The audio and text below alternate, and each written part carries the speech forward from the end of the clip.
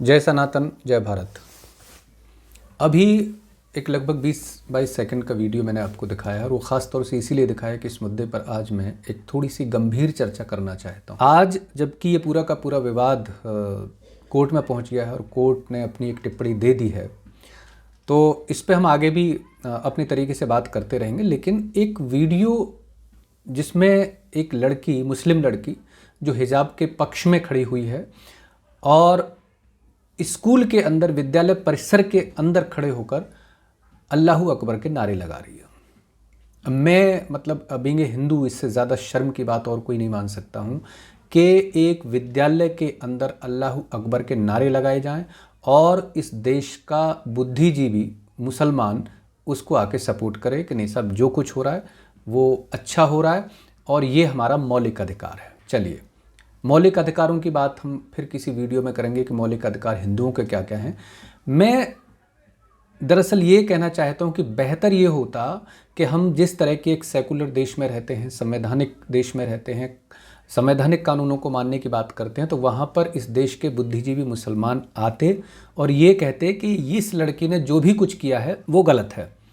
क्योंकि इस देश के विद्यालय में, या मैं ये कहूँ कि इस देश का भी ना हो, चूँकि ये सेकुलर देश है और जितने भी इस तरह के सेकुलर देश होते हैं उनके विद्यालय का अपना एक कायदा कानून होता है, उनका अपना एक ड्रेस कोड होता है और जो स्टूडेंट्स होते हैं उसी ड्रेस कोड को फॉलो करने की उनको एक बाध्यता होती है। मतलब ऐसा नहीं है कि कोई भी कुछ भी पहन के आ जाए और रिलीजन के नाम पे या मौलिक अधिकारों के नाम पे उसको वो जायज़ ठहराने लगे कि नहीं साहब, हम चूँकि मुस्लिम हैं इसलिए हम कुछ भी नारे लगाएंगे स्कूल में आके और हम कुछ भी पहन के आएंगे। नो, इट्स नॉट पॉसिबल और ये पूरी दुनिया के अंदर कहीं संभव नहीं है। एक बात ये हो, खैर बहरहाल जो जाहिल और गंवार टाइप के लोग हैं उनके विषय में तो मैं टिप्पणी क्या करूं। एक वीडियो मेरे हाथ लगा है एक न्यूज़ चैनल का, मैं उसके माध्यम से एक 15-15 सेकंड के 4-5 वीडियो मैं आपको दिखाऊंगा और उसके माध्यम से बताऊंगा कि सिर्फ जाहिलों की जो एक जमात है वो सिर्फ आम सोसाइटी के अंदर नहीं है। ये लोग अगर संसद में भी पहुंच जाएं तो वहाँ पे भी इनकी जाहिलियत जो है वो ख़त्म नहीं होती है। वहाँ पे भी उसी तरह की मानसिकता रहती है। जहाँ पर कि ये सेकुलरिज्म की कसम खाते हैं, जहाँ पर न किसी भी तरह के भेदभाव न करने की कसम खाते हैं, वहाँ पर भी किस तरह से इस्लाम मानसिकता पर हावी रहता है, उसका एक उदाहरण मैं कुछ 2-3-4 वीडियो 15-15 सेकंड के दिखा के और फिर इसका विश्लेषण हम पूरे मामले का करेंगे। चलिए, मैं चाहता हूं कि एक वीडियो आप देख लें और उसके बाद हम उस पर चर्चा करेंगे। सलाम करता हूं उस बच्ची के माँ बाप को कि इतने बहादुर लड़की को पैदा किया। मामूली बात नहीं है। अगर वो मुस्कान नहीं होती, अगर लक्ष्मी होती, तब भी मैं तारीफ करता उसकी, इसलिए कि मेरी भी बेटियां है ना। एक बेटी, एक लड़की खड़े होकर उनके सामने कह रही है, that is the stand of, क्या बोलना चाहिए, प्रोटेस्ट। आई विल नॉट बो डाउन, मैं झुकूंगी नहीं तुम्हारे चीख मारने से। वीडियो आपने देखा। इसमें श्रीमान जी कहते हैं कि साहब वो अगर मुस्कान ना होती, लक्ष्मी होती, तो भी मैं उसकी तारीफ करता, वो एक शेरनी है।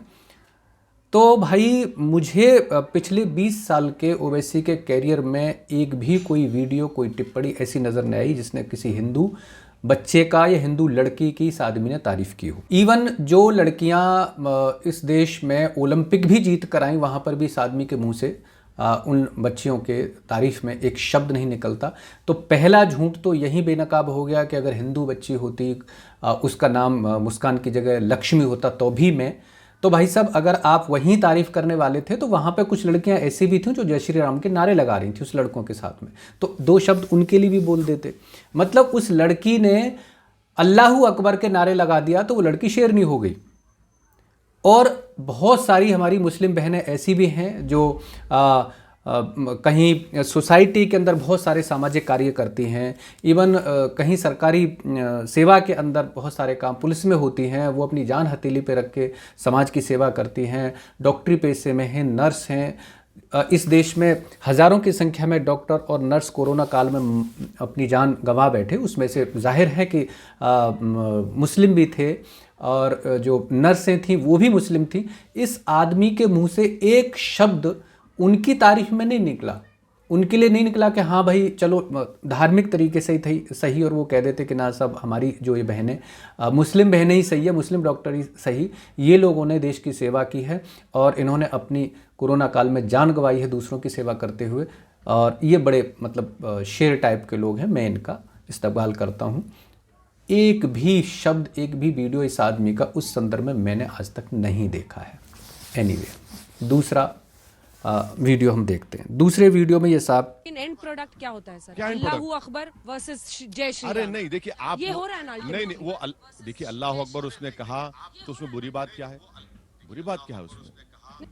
ये श्रीमान जी कह रहे हैं कि अल्लाहू अकबर उसने कहा तो इसमें बुरी बात क्या है?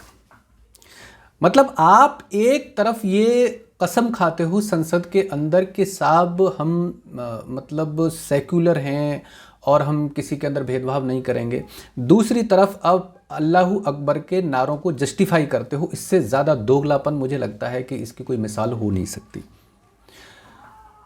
भाई अल्लाहू अकबर के नारों में कोई प्रॉब्लम नहीं है तो जय श्री राम के नारों में क्या प्रॉब्लम है? बच्चे वही तो लगा रहे हैं ना अगेंस्ट में। आप अल्लाहू अकबर बोल रहे हो, वो जय श्री राम बोल रहे हैं, तो फिर आप जितना जस्टिफाई अल्लाहू अकबर के नारों को कर रहे हो तो जय श्री राम के नारों को भी उसी तरह से जस्टिफाई आपको करना चाहिए, लेकिन आप वो जस्टिफाई नहीं करोगे। मतलब आपको प्रॉब्लम जय श्री राम के नारों से है, अल्लाहू अकबर के नारों से नहीं है। तो आप ये जो कहते हो कि साहब अगर लक्ष्मी होती तो भी मैं उतनी तारीफ करता, तो ये तो मतलब दोगलेपन की पराकाष्ठा है। और मैं कहता हूं कि अगर एक लड़की को अल्लाहू अकबर के नारे लगाने की आज़ादी विद्यालय के अंदर है तो फिर हिंदू लड़कों का कोई अधिकार नहीं है, वो जय श्री राम के नारे नहीं लगा सकते, वो सांप्रदायिक हो जाता है आपकी नज़र में। इतना दोगलापन भाई लाते कहाँ से हो तुम लोग? मतलब इस्लाम के नाम पे आप पूरे देश के अंदर कुछ भी करोगे, एक सांसद होकर कुछ भी बोलोगे, और हिंदू अगर कोई अपने धर्म, अपनी मान्यताओं को निभाने के लिए अगर वो थोड़ा सा स्ट्रगल करे तो आपकी नज़र में सांप्रदायिक हो जाता है। ये देश अब वो 15 साल पहले का देश नहीं रहा, स्थितियां बदल गई हैं। अगर आप एक क्रिया करोगे तो इस देश में 15 प्रतिक्रियाएं होंगी। ये चीज़ आपको समझ लेनी चाहिए और इसके परिणाम बहुत बुरे होने वाले हैं, ये चीज़ भी आपको समझ लेनी चाहिए। चलिए एक वीडियो और दिखाता हूं। परसेंटेज 14 में कौन सा ध्रुवीकरण हुआ था? 17 में कौन सा हुआ था? 19 में कौन सा हुआ था? अरे पूरा देश में 300 जीत गए बीजेपी। कैसे जीती? मेरी वजह से, हिजाब की वजह से, निकाब की वजह से। यही तो हम कह रहे हैं। कोई ना कोई इशू उठ जाता है ना सर, कभी शमशान कब्रिस्तान, कभी हिजाब। वीडियो आपने देख लिया। मतलब इस आदमी के पेट में इस बात का दर्द है कि बीजेपी 300 कैसे जीत गई। भाई हमें तो इस बात का अफसोस है कि भाई आप वहां से कैसे जीत रहे हो।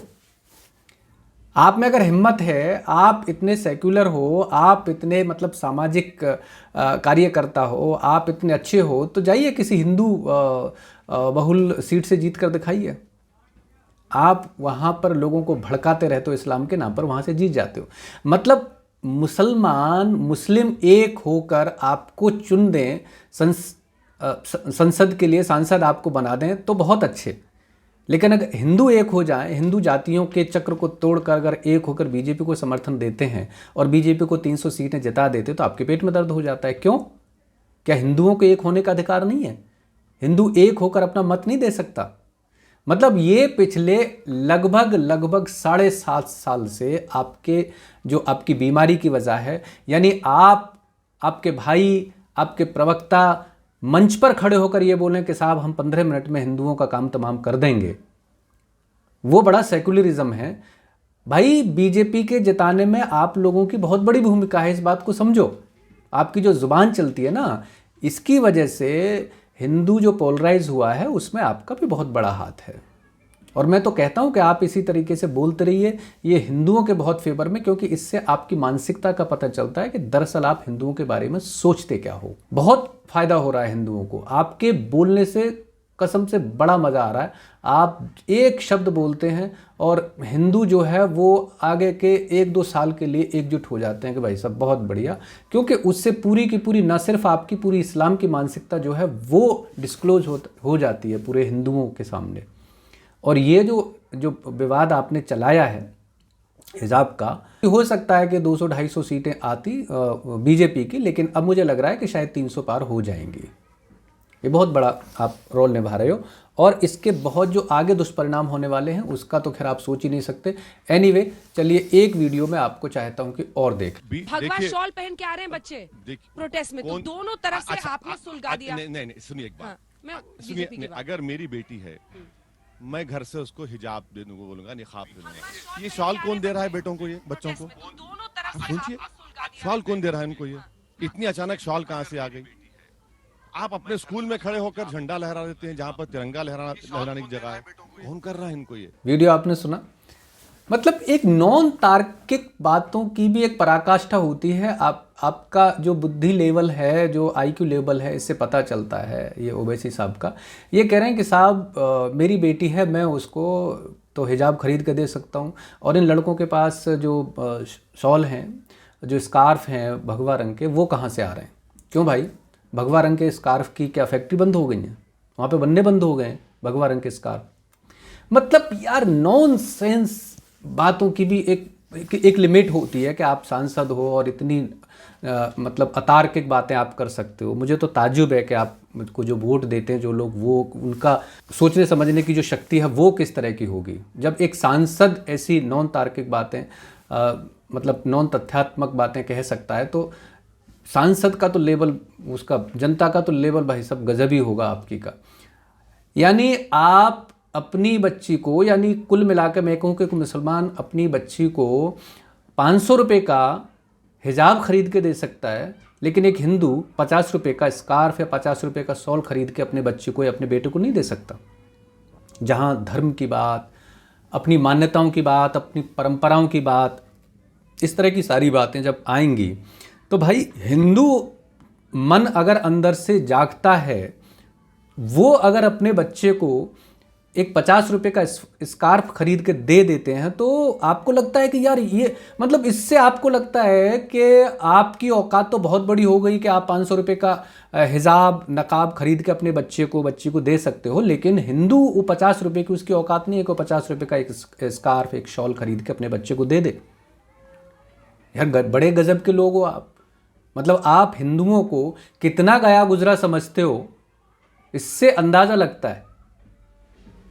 उनकी औकात नहीं है कि वो एक 40-50 रुपये का स्कार्फ या कोई शॉल खरीद के अपने बच्चे को भगवा रंग का दे दें, जहां उन्हें अपनी मान्यता, अपनी परंपराओं के लिए स्ट्रगल करना हो।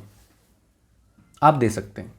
तो भाई कुछ सोच समझ के बोला करो ओवैसी जी, ऐसा नहीं है। इस देश का हिंदू काउंटर करेगा और वो आपको झेलना पड़ेगा। अब वो बात नहीं है, मैं बार बार कह रहा हूँ कि वो बात अगर आप एक कदम चलोगे तो हम भी इस देश में 100 करोड़ से ज़्यादा हैं, हम 4 कदम चलेंगे, और हमारे 4 कदम चलने पे आपका एक कदम कहाँ पड़ेगा, फिर आप उसको सोच के रखो। चलिए एक और वीडियो मैं आपको दिखाता हूँ। ये सारे के सारे वीडियो जो हैं वो एक ही इंटरव्यू से लिए गए हैं, और इसमें जो सवाल निकल के आए हैं, मेरा मकसद था कि मैं यही तो पार्लियामेंट में कहा था कि भाई ये रेडिकलाइजेशन कैसे हो रहा है, देखिए इसको आप, वरना बीजेपी को नुकसान होगा पॉलिटिकली। आप एक बात याद रख लीजिए आज की इस गुफ्तगू में, आप ध्रुवीकरण और आज नहीं मैडम, देखिए आज आप कुछ फायदा उठा लेंगे, मगर कल आपको नुकसान होगा पॉलिटिकली, बहुत बड़ा नुकसान होगा। देखिए क्या नुकसान होगा, देखिए आप देखते जाइए जी, आप देखते जाइए। इसमें ये श्रीमान जी 2 सवाल उठाते हैं कि साहब एक तो जो रेडिकलाइजेशन हो रहा है, जो संसद में मैंने उठाया था, इस देश में जब भी बम फटे, इवन एक आतंकवादी को फांसी की सज़ा अभी 3-4 साल पहले हुई थी, उसमें भी इसने पक्ष लिया था उस आदमी का, और मतलब ओपन बयान है इस आदमी के कि साहब अगर देश में किसी आदमी को आतंकवाद के मामले में फंसाया जाता है तो हम लीगल जो उसको सहायता देंगे, पैसे से भी, और केस भी उसका लड़ेंगे। इन श्रीमान जी के ये बयान है। ये तो रेडिकलाइजेशन की बात हो गई। और जहाँ तक मतलब आतंकवाद का सवाल है, तो उस पर तो मुझे लगता है कोई टिप्पणी करने की ज़रूरत नहीं है कि पूरी दुनिया जानती है कि आतंकवादी कौन लोग होते हैं और कहाँ से आतंकवाद की जड़ जो है वो पनपती है। तो इस पर तो खैर मैं टिप्पणी क्या करूँ। पूरे के पूरे जो मतलब मामला है इस वीडियो के माध्यम से, वो ओवैसी जी ने ये स्पष्ट बता दिया है कि उनका आईक्यू लेवल किस तरह का है और उनकी जो अपनी मानसिकता है वो किस दर्जे की है। खैर चलिए, एक इसमें और 15 सेकंड का वीडियो बचा हुआ, मैं चाहता हूँ कि वो और सुन लें आप, उसके बाद फिर हम थोड़ी सी इसके डिटेल में जाएंगे, उसका मतलब मनोवैज्ञानिक विश्लेषण करने की कोशिश करेंगे पूरा का पूरे मामले की। अरे दो देश तो मोहब्बत और नफरत की बुनियाद पर कायम हो रहे ना। जिस देश को हमारे बुजुर्गों ने आजाद किया वो तो मोहब्बत बुनियाद थी उसकी उसकी आज भी उसकी बुनियादों में मोहब्बत है। अब नफरत की बुनियाद पर देश खड़ा किया जा रहा है। राहुल गांधी उस पर नहीं बोलेंगे। रायपुर में मेरी सरकार है मैडम। रायपुर में क्या क्या नहीं बका गया महिलाओं के बारे में, मुस्लिम महिला छोड़िए, महिलाओं के बारे में क्या क्या बका गया, बोलते नहीं है। अब मैं एक चीज़ नहीं समझ पा रहा हूँ, वीडियो आपने सुना है कि ये श्रीमान जी कौन सी मोहब्बत की बात कर रहे हैं। मतलब इस देश में 1947 में देश बटा, तो मुझे लग रहा है कि वो भी मोहब्बत से बटा था। 1971 में पाकिस्तान के 2 टुकड़े हुए तो भी वो मोहब्बत से ही हुए थे। 1990 में कश्मीर से 3.5 लाख 4 लाख के बीच में हिंदुओं का पलायन हुआ, वो भी मोहब्बत से ही हुआ था। वो भी बड़े प्यार से गिफ्ट दे दे के उनको निकाला गया था वहाँ से कि भाई साहब आप ऐसा करो, चले जाओ यहाँ से, अपनी ज़मीन जायदाद छोड़ के, और अपनी बेटियों को अपनी बहुओं को हमारे पास छोड़ जाओ। बड़ी मोहब्बत के साथ में ये लोग पेश आए थे और उनको निकाल दिया था वहाँ से। अभी बहुत हाल का मामला है जो पूरे देश में बड़े मतलब गर्मजोशी के साथ में वो उठाया गया था, कैराना का मामला, जहाँ पे ये लोग बहुमत में हैं। 75% वोटिंग हुई है वहाँ पर। मैं जानता हूँ कि अगेंस्ट में हुई होगी। वहाँ से हिंदुओं का पलायन हुआ, वो भी बड़े मोहब्बत से हुआ था, बड़े प्यार बड़े खुलूस के साथ हिंदुओं को वहाँ से निकाल दिया गया था। केरल में बड़ी मोहब्बत आजकल हो रही है। पश्चिमी बंगाल में जो बांग्लादेश के तटीय इलाके हैं वहाँ पर बड़ी मोहब्बत के साथ ये लोग पेश आते हैं, और जहाँ जहाँ बहुमत में होते हैं वहाँ वहाँ बड़ी मोहब्बत के साथ हिंदुओं के साथ पेश आते। भाई साहब आपकी मोहब्बत, ये हिंदू जो है वो पहचान गया है। आपकी जानकारी के लिए बता दूं, हमें पता है कि आपकी मोहब्बत किस लेवल की है, और हम पिछले करीब 800 सालों से उस मोहब्बत को निभा रहे हैं, और आप भी उसी मोहब्बत का परिणाम है। मज़े की बात मैं आपसे बताऊं, आपके बुज़ुर्गों के साथ मुग़लों ने जिस मोहब्बत का परिचय दिया था उसी मोहब्बत का परिणाम आप हैं, वरना तो आप आज भी हिंदू होते कोई प्रॉब्लम थोड़ी थी। ऐसा नहीं था, मैं मतलब गारंटी के साथ दे रहा हूँ। मैं चूँकि बहुत सारे इतिहास जो भारत का है, ना सिर्फ हिंदुइज़्म का, मुझे इस्लाम की भी स्टडी मैंने करी है, मैंने हिंदू मान्यताओं की भी पूरी स्टडी करी है, और सिखों की भी मैंने स्टडी करी है, उनका भी पूरा इतिहास पढ़ा है। मेरे परिवार में सारे लोग जो हैं वो सरदार ही हैं, तो वो भी हिस्ट्री मैंने पढ़ी है कि किस तरीके से आपने जो सिखों के 10 गुरु थे उनके साथ आप मोहब्बत से पेश आए थे। परिणाम ये था कि आपके जो बुज़ुर्ग थे वो मोहब्बत में ज़्यादा आ गए, उनके साथ मुग़लों ने थोड़ी ज़्यादा मोहब्बत दिखाई थी, और उसके परिणाम में आपके ये यहाँ से दाढ़ी आ गई और यहाँ से मूँछें गायब हो गई। ये परिणाम हुआ उसका। और हम थोड़े से मतलब हिम्मत वाले लोग थे, हमने उस मोहब्बत का मुकाबला किया, और आज हम इस मकाम पे हैं कि आज भी हमारे टीका लगा हुआ है। हमारी औरतें आज भी साड़ी पहनती हैं, और जो हिंदू अपनी पारंपरिक परिधान है वो पहनती हैं। आपकी औरतों के साथ बहुत मोहब्बत से पेश आए थे मुग़ल, तो उनको बुर्का पहना दिया गया। तो ये मोहब्बत का परिणाम है। वही चाहते हैं आपके, वही मोहब्बत आप हमारे साथ दिखाएं। तो भाई हम तो माफ़ी चाहते हैं आपसे कि इस मोहब्बत में हमको मत फंसाइए। आप ये मोहब्बत अपने लिए रखिए, अपने परिवार के लिए रखिए, अपने लोगों के लिए रखिए। हमें आपकी उस मोहब्बत की ज़रूरत है नहीं दरअसल। और ये वो मामला अब है नहीं कि साहब हिंदू मुस्लिम भाईचारा, हिंदू मुस्लिम एक हैं, फलाना है ढमकाना, नहीं चलेगा अब ये जुमला।